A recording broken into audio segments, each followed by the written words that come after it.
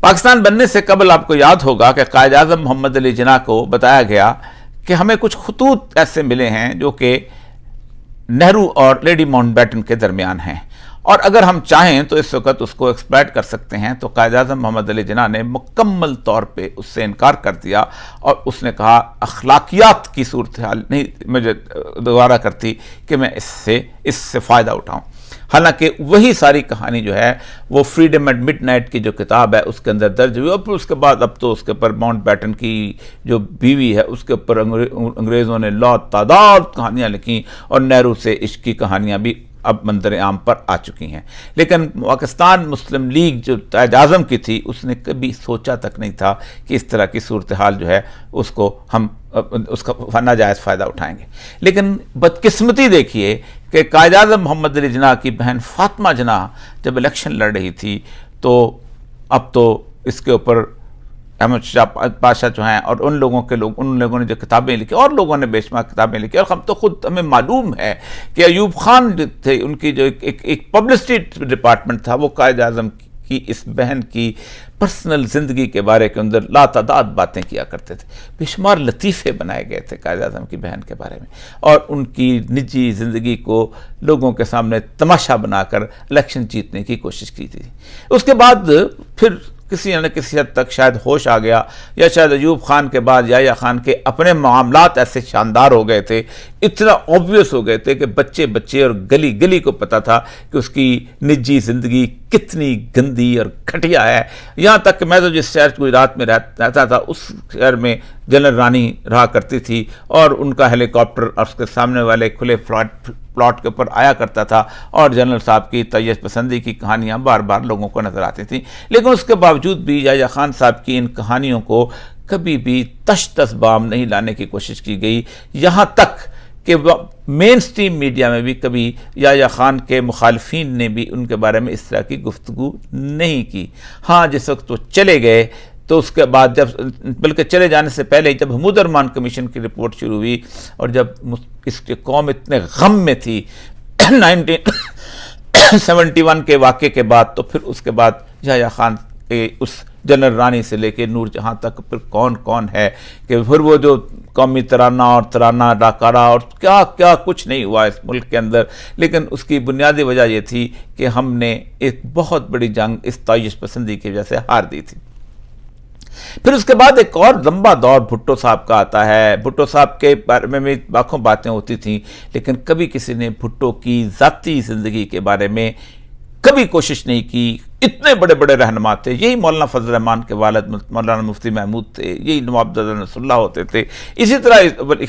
خان ہوتے تھے، اسفندیار ولی کے والد تھے، طاللہ مینگل صاحب تھے، کون نہیں تھا۔ بھٹو کی ذاتی زندگی کے افسانے وہاں موجود ہوتے تھے، لیکن شاید ہی کسی نے اس طرح کی حرکت کی ہو۔ لیکن اس وقت بھی ایک حرکت کی گئی تھی، اور اس سے اندازہ ہوا تھا کہ ہمارا معاشرہ کسی غلط راستے پہ چل پڑا ہے۔ نصرت بھٹو اور ذوالفقار علی بھٹو امریکہ گئے تھے، اور اس وقت ڈانس کرتے ہوئے نصرت بھٹو کی ایک تصویر جو تھی وہ ایک رفت روزے نے چھاپی تھی، اور اس سے ایک طوفان مچ گیا تھا۔ اسی ہفت روزے کے بعد معاملہ کسی حد تک ختم ہوا، لیکن جب 1988 کے الیکشنز آئے اور پورا زور لگایا گیا کہ بے نظیر کو شکست دینی ہے، اور پوری کی پوری سیاست کی جو رائٹ ونگ تھا وہ نواز شریف کی جھولی میں ڈال دیا گیا، اور ہمارے دوست جنرل حمید گل صاحب اس وقت اس کے آرکیٹیکٹ ہوا کرتے تھے اور سمجھتے تھے کہ بے نظیر بھٹو جو ہے اس ملک کے لیے خطرہ ہے، انہوں نے اس سارے معاملے کو سپروائز کیا۔ لیکن شاید ان کی نظروں میں یہ بات نہ ہو، لیکن اس وقت یہ جو وزارت ثقافت اسلامیہ ہے اس کے دفتر کے اندر حسین حقانی اور سراج منیر اور حسن اقبال اور 2-3 اور لوگ ایسے ہوتے تھے جو ایک بہت بڑا سیل قائم کیے ہوتے تھے، اور میں خود میری یاد اچھی طرح میں ایک دفعہ کوئٹہ سے آیا تھا، میں نے وہاں جا کے دیکھا تو یہ سب کچھ ہو رہا تھا۔ اسی وقت بے نظیر کی وہ تصویریں جو مختلف لوگوں کے پاس تھیں، وہ جو کہ اگرچہ کہ نہیں اس کو ایکسپلائٹ کرنے کی کوشش نہیں کی، اگرچہ کہ ضیاء الحق کے پاس وہ تصویریں تھیں، لیکن اس نے کہا تھا کہ یہ اس کو میں ایکسپلائٹ نہیں کروں گا۔ ان کو خاص طور پہ نواز شریف صاحب نے جگہ دی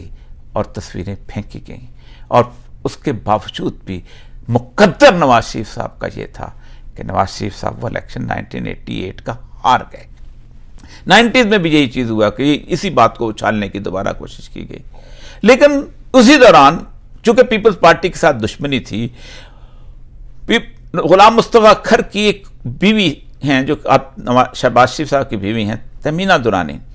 انہوں نے ایک کتاب لکھی اور پھر اس کتاب کی ایک ترجمہ کروایا گیا اور پھر اس کتاب کی کاپیاں لے کے تقسیم کی گئیں اور تہمینہ درانی کے افسانوں کو اور اس کی میٹرمونل زندگی کو اس کو تشتزبام کیا گیا. لیکن عمران خان شاید پاکستانی قوم کا وہ کردار ہے کہ جس کو شکست نہیں دی جا سکتی تھی تو گندی حرکتیں شروع کی گئیں. اس کی سب سے پہلے اس کی بیوی جمائمہ خان کے ساتھ ہم نے زیادتی کی. یہودی مسلمان ہو جائے تو یہ سنت رسول ہے اگر اس سے شادی کرنا. ام المومنین صفیہ جو تھیں وہ ایک یہودی سردار کی بیٹی تھی. اب بلکہ مشہور واقعہ ہے کہ سیدہ عائشہ نے اپنے جب کہا کہ میں قریش میں سے ہوں اور میں فلاں کی بیٹی ہوں تو آپ نے سے وہ درخواست کہا تم مجھ کو بتائے کیوں نہیں کہ میں سیدنا موسیٰ کی اولاد میں سے ہوں. یہ عزت و تکریم تھی. لیکن ہم نے جو کسی کے منہ میں آیا ہم نے اس کے ساتھ کیا. پھر اس کے بعد اگلی کہانیاں تو چھوڑیں. ریحام خان کی کتاب جس طرح اس کی پذیرائی ہوئی، جس طرح ایک شخص اس کے سر پہ چادر دے کے اس کو اپنی بہن کہتا تھا اور پھر آپ اندازہ کریں اس کو بہن کو کہتا تھا کہ تم بہن گندگی کا ڈھیر جب لکھ کے سامنے لاتی ہے تو اس کو لوگوں کے سامنے جیسے کہتے ہیں عام کیا جاتا ہے. میں جس چینل میں کام کرتا تو اس چینل میں وہ اس کو رکھوایا گیا اور شاید آپ کو اندازہ نہیں 65 لاکھ روپے 50 لاکھ روپے اس کا مہینے کا وہ تھا اور 15 لاکھ روپے اس کے سیکورٹی کے اوپر ہوتا تھا. اور اس کتاب کے پہلے بھی اور اس کے بعد بھی سب کچھ چلا آیا. لیکن گزشتہ چند دنوں سے تو شاید ایسا ہو گیا ہے کہ یہ پاکستان کے اندر ہر طرف سے گٹر ابلنا شروع ہو گئے ہوئے. مجھے حیرت ہوتی ہے کہ خاور مانیکا کو لانچ کیا گیا ہے اور خاور مانیکا کو شاید میں بھی چلو تم خامن تو تھے، خامن برے ہوتے ہی ہیں، کہ تمہیں اندازہ ہے کہ تم نے جس عورت کے بارے میں گفتگو کی ہے وہ 2 بچوں کی ماں بھی ہے، 2 زیادہ بچوں کی ماں، 2 بیٹیوں کی ماں بھی ہے. تمہیں ان بیٹیوں کا بھی خیال نہ آیا. اور پھر اس کے بعد جو اس طرح اس کو عدالت کے اندر اور باقی جگہوں کے اندر اس کو دکھایا گیا ہے، مجھے اپنے علماء پہ بڑی حیرت ہوتی ہے. میں پوری زندگی اس حجاب کا ایڈوکیٹ رہا ہوں اور میں ہمیشہ فخر سے کہا کرتا تھا کہ پاکستان کا واحد وزیر اعظم ہے کہ جو